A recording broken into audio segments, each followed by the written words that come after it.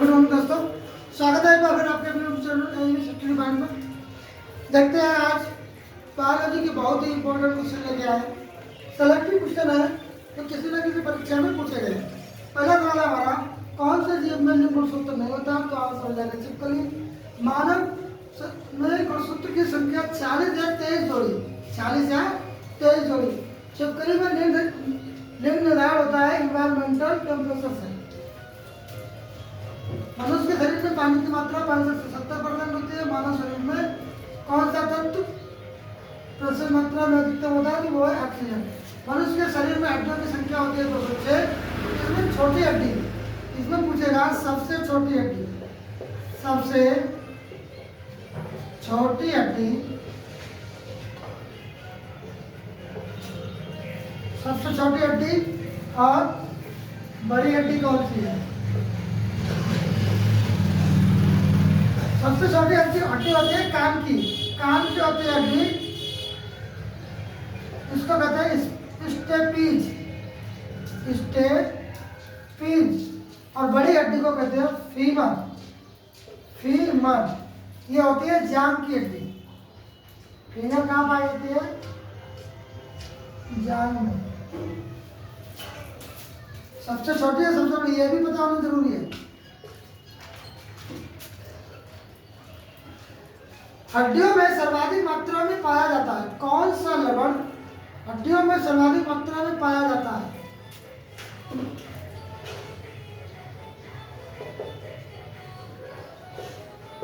कौन सा लवण? हड्डियों में सबसे अधिक मात्रा में पाया जाता है। कौन सा लवण सबसे ज्यादा पाया जाता है? तो calcium sulphate, calcium sulphate.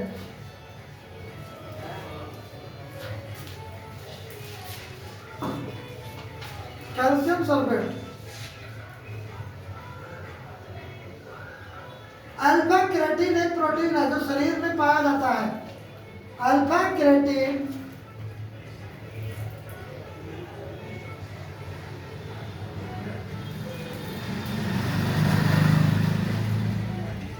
Alpha keratin. एक होता है कैरोटीन। कैरोटीन होता है गाय के दूध में जो पीलापन होता है ना, उसमें होता है केराटिन। केराटिन के कारण, केरोटीन के कारण, केराटिन, प्रोटीन, थोड़ा ही अंतर है। अल्फा केराटिन एक प्रोटीन है, एक प्रोटीन है जो पाया जाता है। ये पाया जाता है हमारी त्वचा में।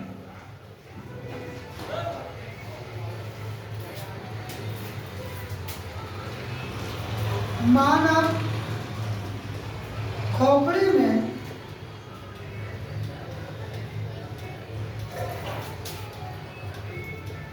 हड्डियों की संख्या, हड्डियों की संख्या 28।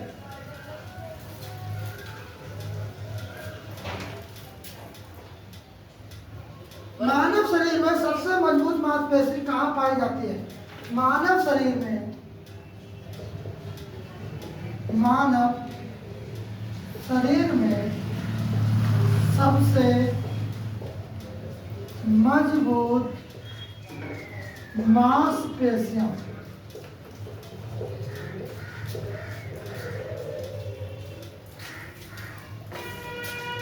पाई जाती हैं।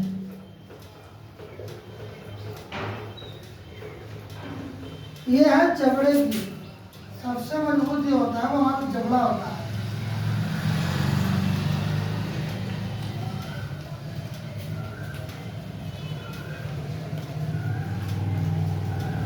मानव शरीर की सबसे बड़ी ग्रंथि कौन सी है?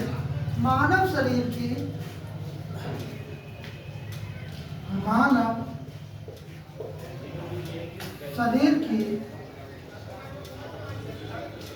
सबसे बड़ी ग्रंथि कौन सी है?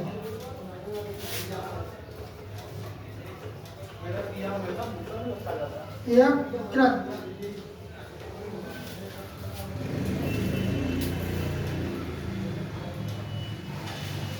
यकृत मानव शरीर की सबसे बड़ी वो ग्रंथि है। शरीर के किस भाग में पित्त का निर्माण होता है? शरीर के किस भाग में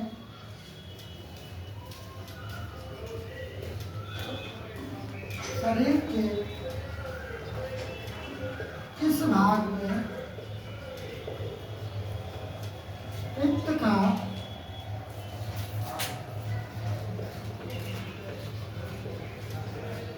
निर्माण होता है?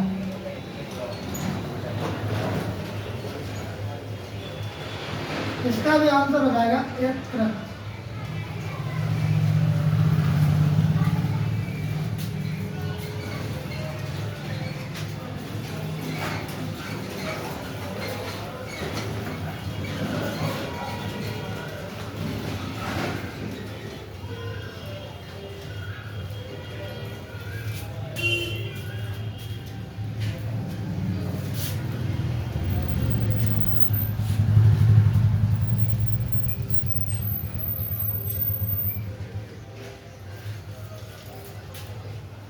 गाय के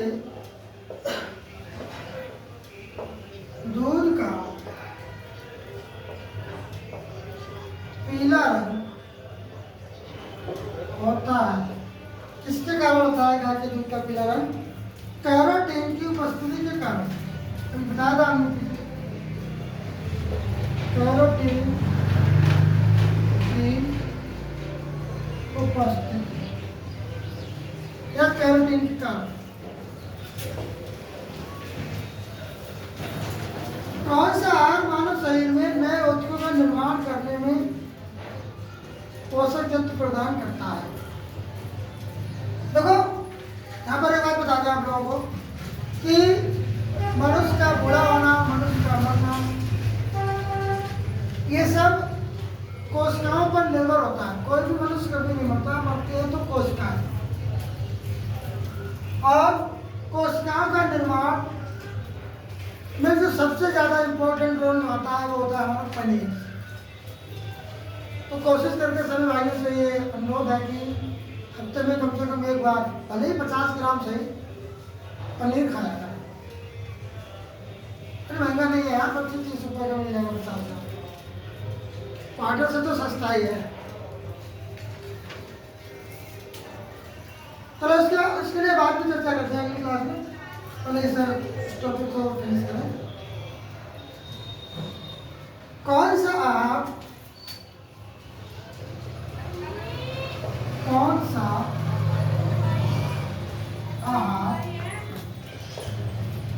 मानव शरीर में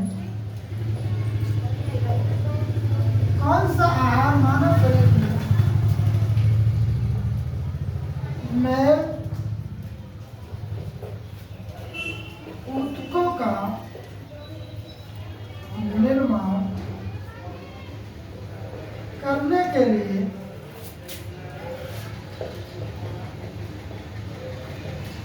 पोषक तत्व प्रदान करता है?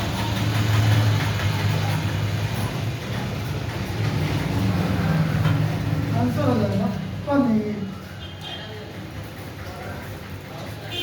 अगला सवाल, न्यूट्रास्यूटिकल उत्पाद क्या है?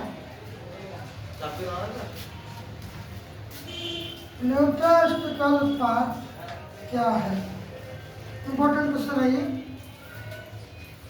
टीसीएस की परीक्षा में पूछा गया पिछले साल।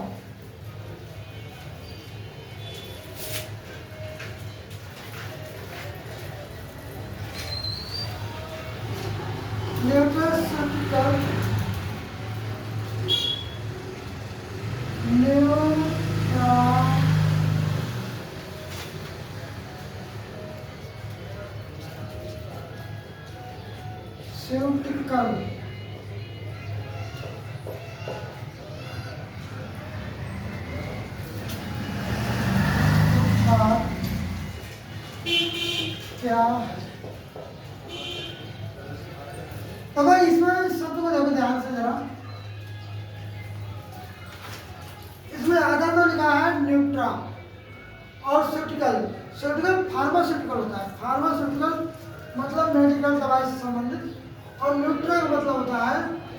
Protein, nutrition, protein.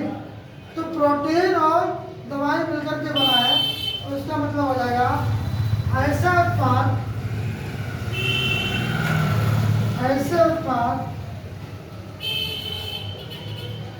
जिससे पोषक तत्व के साथ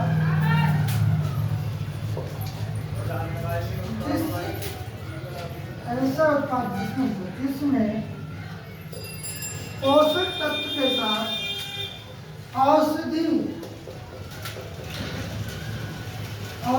गुण हो।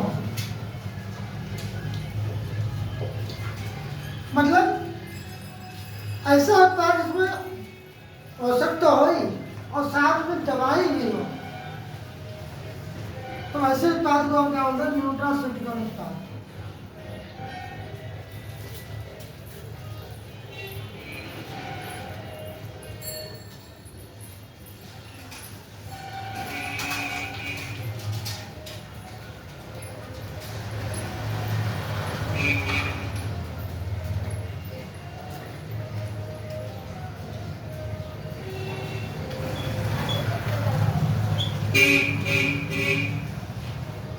मानव गुणसूत्रों के वंशगत का सिद्धांत किसने दिया?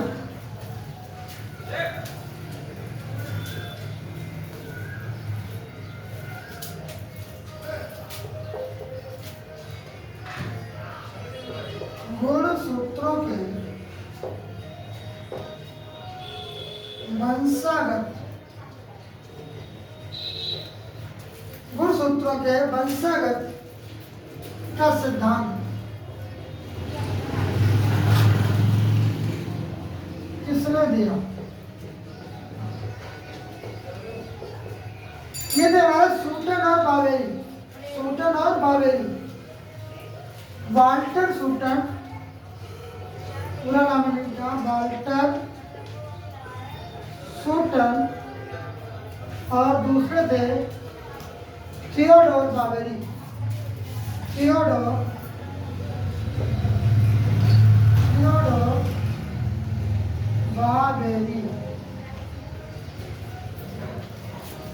इन्होंने गुणसूत्रों के वंशगत होने का सिद्धांत दिया कि जो गुणसूत्र पिता के हैं वो बच्चे में जाते हैं, माता के हैं वो बच्चे में जाते हैं। तो इन्होंने वंशगत होने का सिद्धांत दिया, इनका सूटन और बावेरी। कब दिया था? 1747 ईस्वी में।